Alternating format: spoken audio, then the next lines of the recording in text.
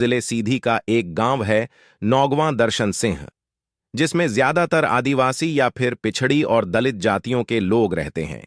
शहरों की चकाचौंध से दूर बसे इस शांत गांव में एक वारदात ऐसी भी हुई जिसने सुनने वालों को हिलाकर रख दिया और यह सोचने पर भी मजबूर कर दिया कि राजो बदला नाम ने जो किया वैसा न पहले कभी सुना था और न ही किसी ने सोचा था।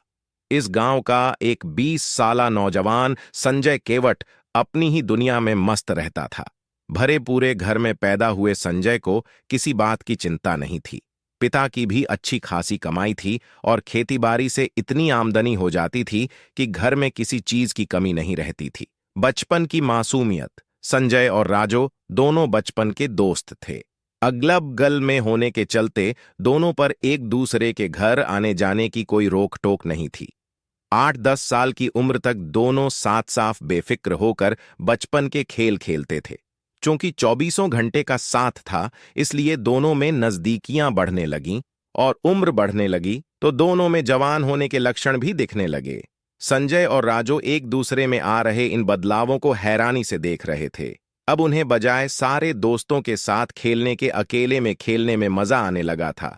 जवानी केवल मन में ही नहीं बल्कि उनके तन में भी पसर रही थी। संजय राजो को छूता था तो वह सिहर उठती थी। वह कोई ऐतराज नहीं जताती थी और न ही घर में किसी से इसकी बात करती थी। धीरे धीरे दोनों को इस नए खेल में एक अलग किस्म का मजा आने लगा था, जिसे खेलने के लिए वे तन्हाई ढूंढ ही लेते थे। किसी का भी ध्यान इस तरफ नहीं जाता था कि बड़े होते ये बच्चे कौन सा खेल खेल रहे हैं। जवानी की आगियों ही बड़े होते होते संजय और राजो एक दूसरे से इतना खुल गए कि इस अनूठे मजेदार खेल को खेलते खेलते सारी हदें पार कर गए। यह खेल अब सेक्स का हो गया था, जिसे सीखने के लिए किसी लड़के या लड़की को किसी स्कूल या कोचिंग में नहीं जाना पड़ता। बात अकेले सेक्स की भी नहीं थी। दोनों एक दूसरे को बहुत चाहने भी लगे थे और हर रोज एक दूसरे पर इश्क का इजहार भी करते रहते थे। चूंकि अब घर वालों की तरफ से थोड़ी टोका टाकी शुरू हो गई थी, इसलिए ये दोनों सावधानी बरतने लगे थे। 18-20 साल की उम्र में गलत नहीं कहा जाता कि जिस्म की प्यास बुझती नहीं है, बल्कि जितना बुझने की कोशिश करो उतनी ही ज्यादा भड़कती है।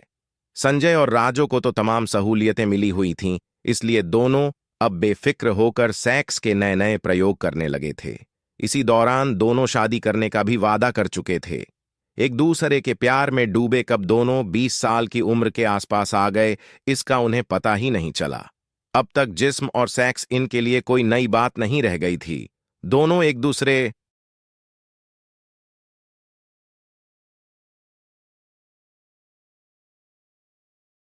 रोज रोज हो रही शादी की तैयारियां देखकर राजो का कलेजा मुंह को आ रहा था।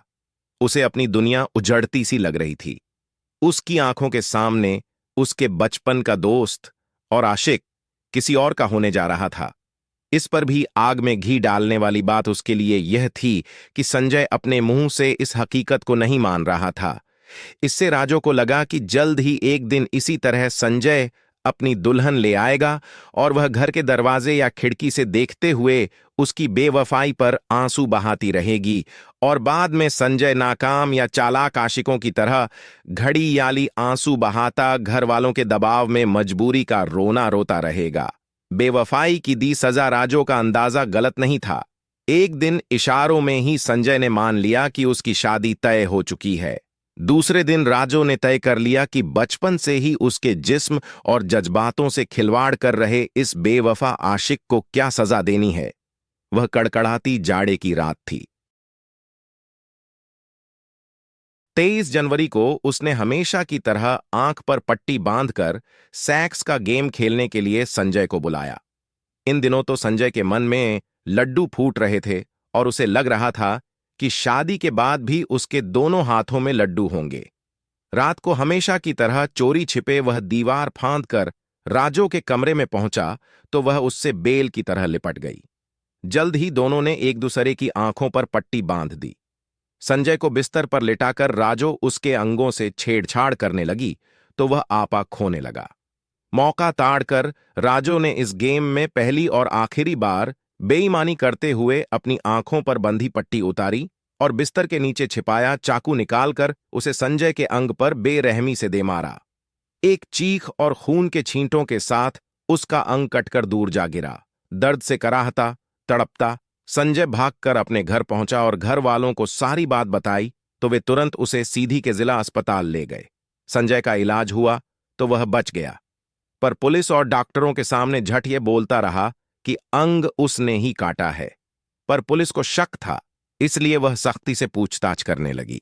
इस पर संजय के पिता ने बयान दे दिया कि संजय को पड़ोस में रहने वाली लड़की राजो ने हमबिस्तरी के लिए बुलाया था और उसी दौरान उसका अंग काट डाला, जबकि कुछ दिनों बाद उसकी शादी होने वाली है। पुलिस वाले राजो के घर पहुंचे तो उसके कमरे की दीवारों पर खून के निशान थे, जबकि फर्श पर बिखरे खून पर उसने पोंछा लगा दिया था। तलाशी लेने पर कमरे में कटा हुआ अंग नहीं मिला तो पुलिस वालों ने राजो से भी सख्ती की। पुलिस द्वारा बार बार पूछने पर जल्द ही राजो ने अपना जुर्म स्वीकारते हुए बता दिया कि हां, उसने बेवफा संजय का अंग काटकर उसे सजा दी है और वह अंग बाहर झाड़ियों में फेंक दिया है ताकि उसे कुत्ते खा जाएं। दरअसल राजो बचपन के दोस्त और आशिक संजय पर खार खाए बैठी थी और बदले की आग ने उसे यह जुर्म करने के लिए मजबूर कर दिया था। राजो चाहती थी कि संजय किसी और लड़की से जिस्मानी ताल्लुकात बना ही न पाए। ये मोहब्बत की इंतहा थी या नफरत थी, ये तय कर पाना मुश्किल है, क्योंकि बेवफाई तो संजय ने की थी, जिसकी सजा भी वह भुगत रहा है। राजो की हिम्मत, धोखेबाज और बेवफा आशिकों के लिए यह सबक है कि वह दौड़ गया जब माशूका के जिस्म और जज्बातों से खेलकर उसे खिलौने की तरह फेंक दिया जाता था। अगर अपनी पर आ जाए तो अब माशूका भी इतने खौफनाक तरीके से बदला ले सकती है।